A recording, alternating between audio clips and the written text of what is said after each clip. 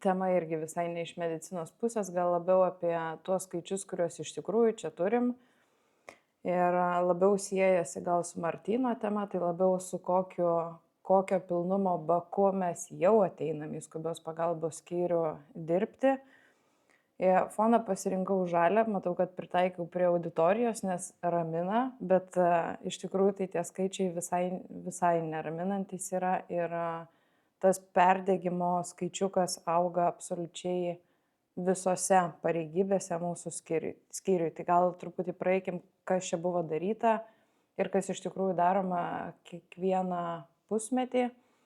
Tai yra standartizuota apklausa, kuri vertina iš esmės 3 lygmenius. Tai yra, koks yra mūsų emocinis išsekimas, kas skatina mūsų nuovargį, mažina energiją ir atspindi emocinį perdegimą iš esmės darbe. Tada antras lygmuo arba projekcija, kuri yra matuojama, tai yra depersonalizacija, ką mes tarpusavį vadinam ciniškumu, turbūt paciento nužmoginimu, kai labiau žiūrim jau ne kaip į individą, į žmogų iš tokios labiau holistinės pusės, bet į daiktą, kuris atėjo su kažkokia taisytina problema, lyg, nežinau, automobilis į serviso saloną. Ir tada trečias lygmuo yra asmeninis pasiekimas. Tai kaip mes jaučiamės darbe, ar mes jaučiamės, kad padarom kažkokią teigiamą įtaką, ar tai mus veža ir varo tolyn, ir ar jaučiam, kad apskritai kažko tai pasiekti galim. Tai visi šitie 3 dalykai vertinami pas mus kas pusę metų, apklausa yra anoniminė, tai dabar įvykę yra 3 tokios apklausos, galima truputį vertinti dinamiką. Deja, kas manęs nedžiugina, tai yra imtis, nes mūsų skyrius biški tinginukai ir gal nuvertinam šitos apklausos svarbą ir ką jinai mums gali parodyti. Tai iš viso 123 darbuotojai yra, kurie dirba su pacientais, tai atsakė į paskutinę apklausą 43, ir detalesnis skaičiukų pasiskirstimas matosi. Tai truputį galim dabar pereiti bendrai, kaip atrodo emocinis išsekimas per visas 3 apklausas, pasižiūrėjau, kaip jau matosi, tai truputį nedžiugina šitas skaičius, nes ta emocinio išsekimo riba lyg vasarą truputį ir sumažėjo, bet dabar vėl grįžtam į truputį didesnį procentą, negu buvo patį pirmą kartą, kai buvo daryta.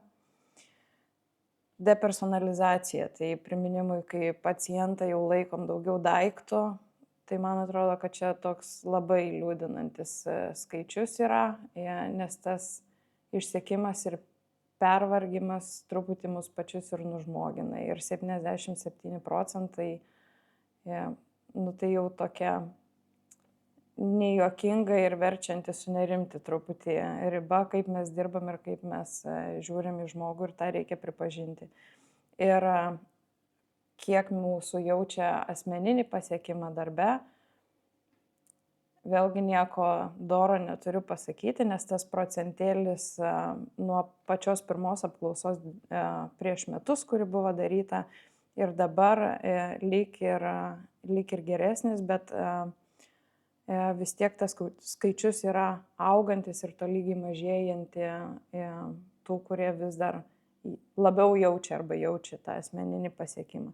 Tai praeisim truputį per roles, tas, kurias mes atliekam iš specialybinės pusės, tai yra pagalbiniai darbuotojai. Man atrodo, kad pati stabiliausia kol kas pas mus yra grupė, tik tai kabliukas čia turbūt yra tas, kad jų pas mus yra 9 ir tik 2 atsakė į šitą apklausą. Tai statistinis reikšmingumas toks abejotinas, bet nepaisant to, tie rodikliai į neigiamą pusę yra labai lėtai augantis. Slaugytojo padėjėjai irgi viena stabilesnių grupių yra.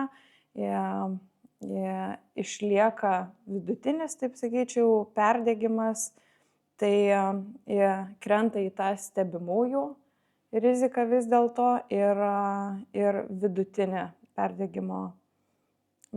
perdegimas. Paramedikai, jų irgi yra nedaug, 8 ar 9, neprisimenu dabar tiksliai. Tai yra emocinio išsekimo ryškesnis šuolis ir asmeninis pasitenkinimas šitoj grupiai irgi yra krentantis. Tai ta perdegimo rizika yra dėja bet didėjanti. Slaugytojų ta kreivė, kurią čia matot, tai atspindi tai, kad yra išliekantis lėtinis emocinis nuovargis daugiau, jokio ryškaus atsigavimo arba pablogėjimo per paskutinės 2 apklausas nebuvo. Medicinos gydytojai čia tango kažkokį sušoko, gal norėtųsi pasigilinti labiau į darbo krūvį, kuris įvyko, bet neturėjau aš šitų duomenų. Tai ir atsakymų skaičius truputį skiriasi, tai čia statistika gali truputį irgi būti iškreipta, bet iš esmės visas skyrius yra augančių perdegimų, tai greičiausiai, kad šita grupė niekuo nesiskiria nuo likusių. Mūsų vadinami taip terapeutai, specialistai, tai lygiai taip pat nuoseklus perdegimo stiprėjimas, kai mažėja asmeninis pasitenkinimas, emocinis išsekimas lieka lygiai taip pat aukštas ir čia išaugusi yra depersonalizacija. Iš chirurgų dėja statistikos neišvesim visai, nes atsakė po keletą, o Liepos mėnesį 25 iš vis nieko neatsakė. Skubios medicinos rezidentai, nejuokingas toksai šuolis emocinio išsekimo prasme šitoj vietoj. Asmeninis pasitenkinimas yra mažėjantis ir lygiai taip pat auganti depersonalizacija. Bet čia turbūt įeina daugelis dalykų. Viena tai, kad mes greičiausiai dirbam 2, 3 darbuose. Prie viso to turim mokslus, pasiruošimus tokiem pristatymam ir panašius dalykus. Tai visa tai galų gale susideda į vieną. Ir skubios medicinos gydytojai. Tai išlieka aukštas emocinio išsekimo lygmuo, išlieka aukštas ir depersonalizacijos lygmuo, bet bent jau neturim šuolio, tai išlieka bendraja prasme stabiliai blogai. Tai apibendrinimas iš visų sričių.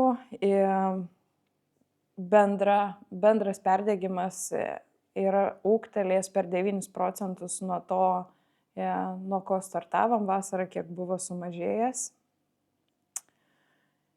Ir bendrusios tendencijos, tai didžiausia rizika išlieka medicinos gydytojai, chirurgai, kas yra abejotina, bet iš to keleto atsakymų, aišku, skubios medicinos gydytojai ir rezidentai, Martynai, nesidenk veido, ir slaugytojai. Vidutinė ir auganti rizika, aišku, yra slaugytojo padėjėjai ir paramedikai, ir kol kas mažiausios rizikos yra pagalbiniai darbuotojai. Tai jo bendra dinamika, kad tas emocinis išsekimas auga ir išlieka aukštas, ryškėja depersonalizacija ir asmeninis pasitenkinimas išlieka žemas. Tai čia truputį atsikartojimas informacijos, bet kas labiau džiugina turbūt, kad yra Rokas ir Karolis, kurie tikrai matom, kad deda pastangas persižiūrėti krūvius, grafikus, kaip atrodo pacientų srautas, kurios specialybės perima daugiausiai krūvio, kaip standartizuoti procesus. Ir natūralu, kad 2 žmonės visos sistemos taip greitai nepastums. Tai tam reikalinga ir komanda, kur ateina ir Martynas ir prisideda, ir turbūt mes kiekvienas turim pagalvoti kiekvieno budėjimo metu, kad praktiškai kas 4, kas 5 skyriuje ateina jau su perdegimu ir su kuro bako likučiais ant pačio dugno, tai pagalvoti turbūt reikia ir apie tą atmosferą, kurią mes kuriam ir tarpusavį, ir apie konfliktus. Tai čia mažiausia dalis, ką galim padaryti. Ir gal Rokui duočiau dar žodį šitoje vietoje, papasako detaliau apie procesus, kas yra atliekama skyrių, bet turbūt nei vienas nenuneigs, ką ir minėjau prieš tai, kad procesai vyksta, bet neturim tikėti stebuklų, nes tai užtrunka.